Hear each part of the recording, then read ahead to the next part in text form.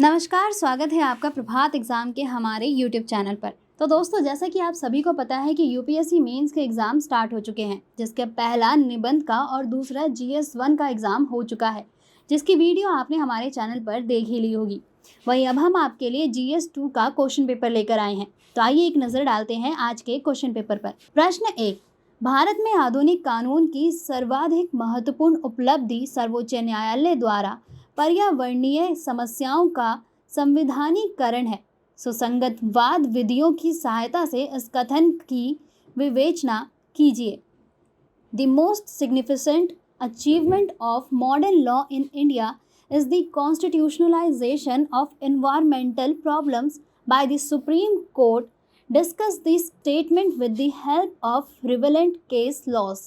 वहीं इसका question number 2 है, भारत के संपूर्ण क्षेत्र में निवास करने और विचरण करने का अधिकार स्वतंत्र रूप से सभी भारतीय नागरिकों को उपलब्ध है, किंतु यह अधिकार असीम नहीं है। टिप्पणी कीजिए। Right of the movement and residence throughout the territories of India are freely available to the Indian citizen, but these rights are not absolute. Comment.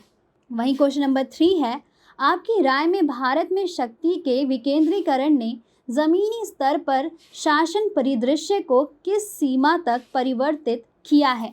इसका इंग्लिश में अनुवाद है, to what extent in your opinion has the decentralisation of the power in India changed the governance landscape at the grass roots.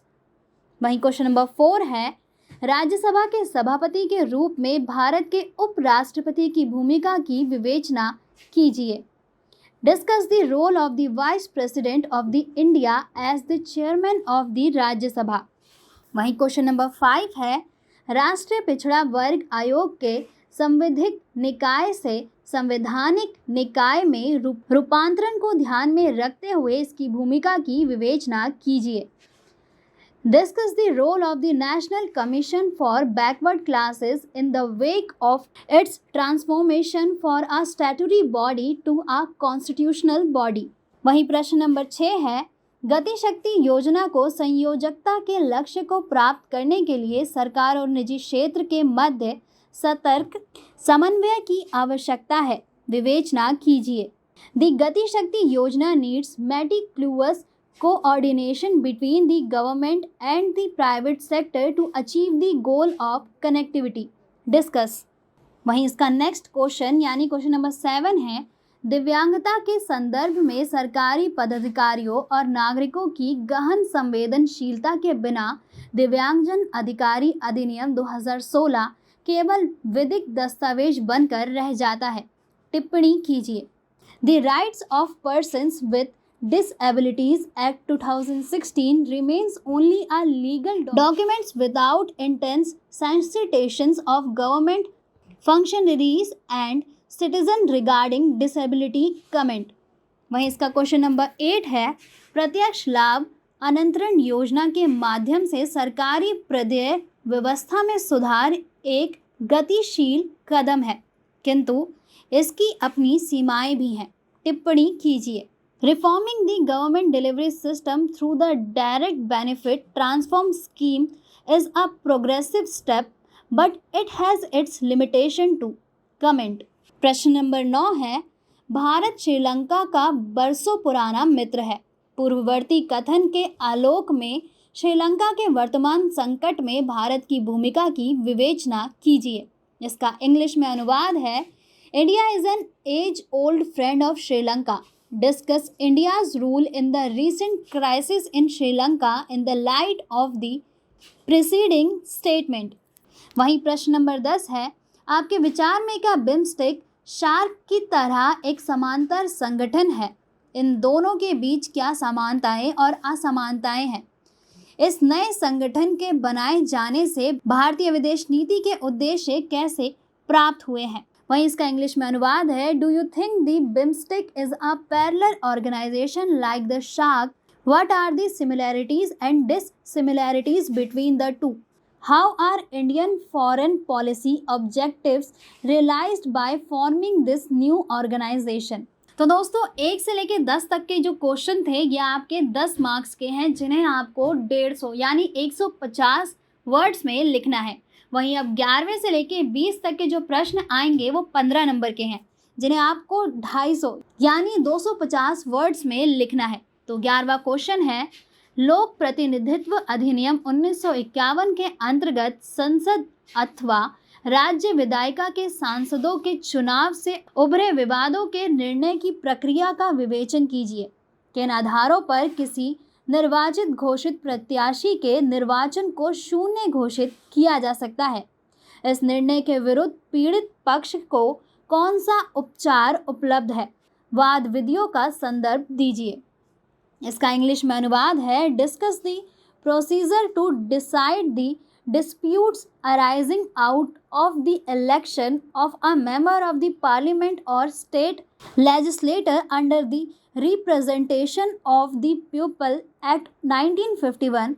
What are the grounds on which the election of any returned candidate may be declared void? What remedy is available to the aggrieved party against the decision? Refer to the case laws. वहीं प्रश्न number 12 है, राज्यपाल द्वारा विधायी शक्तियों के प्रयोग की आवश्यक शर्तों का विवेचन कीजिए। विधायिका के समक्ष रखे बिना राज्यपाल द्वारा अध्यादेशों के पुनः प्रख्यापन की वैधता की विवेचना कीजिए। इसका इंग्लिश में अनुवाद है, discuss the legality of repromulgation of ordinance by the governor without placing them before the legislature. वहीं क्वेश्चन नंबर 13 है, भारत में राष्ट्रीय राजनीतिक दल केंद्रीयकरण के पक्ष में है, जबकि क्षेत्रीय दल राज्य स्वायत्तता के पक्ष में। टिप्पणी कीजिए। While the national political parties in India favor centralization, the religion parties are in favor of state autonomy. Comment. प्रश्न नंबर 14 है, भारत और फ्रांस के राष्ट्रपति के निर्वाचित होने की प्रक्रिया का आलोचनात्मक परीक्षण कीजिए। इसका इंग्लिश में अनुवाद है, critically examine the procedure through which the president of India and France are elected. वहीं प्रश्न नंबर 15 है, आदर्श आचार संहिता के संदर्भ के आलोक में भारत के निर्वाचित आयोग की भूमिका का विवेचन कीजिए।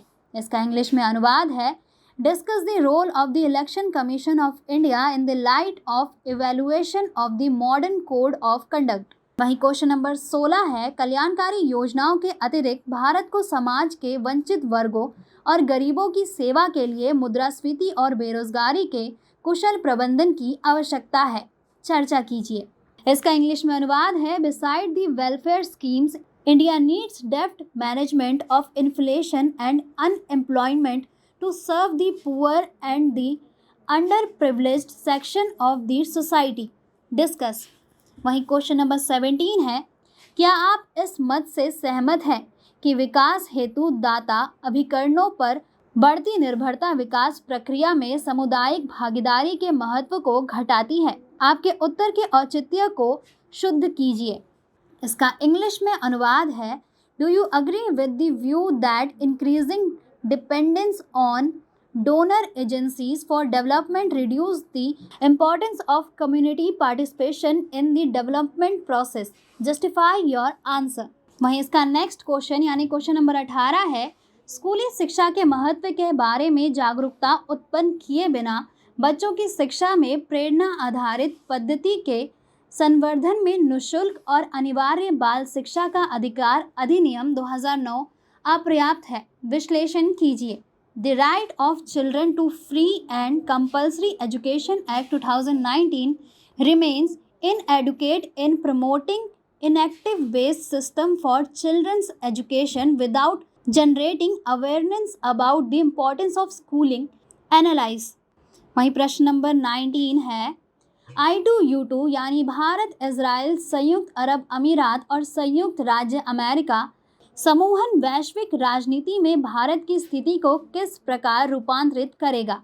इसका इंग्लिश में अनुवाद है, how will I2U2 means India, Israel, UAE and USA grouping transform India's position in global politics? वहीं इसका आखिरी और 20वां क्वेश्चन है, स्वच्छ ऊर्जा आज की ज़रूरत है। भू राजनीतिक के संदर्भ में विभिन्न अंतर्राष्ट्रीय मंचों में जलवायु परिवर्तन की दिशा में भारत की बदलती नीति का संक्षिप्त वर्णन कीजिए। इसका इंग्लिश में अनुवाद है, clean energy is the order of the day. Describe briefly India's changing policy toward climate change in various international forum in the context of geopolitics. दोस्तों, अगर आपको हमारा ये वीडियो पसंद आया हो तो इसे लाइक और शेयर करना ना भूलें। जल्द आपसे फिर मुलाकात होगी एक नए टॉपिक पे, एक नई वीडियो के साथ। तब तक के लिए नमस्कार।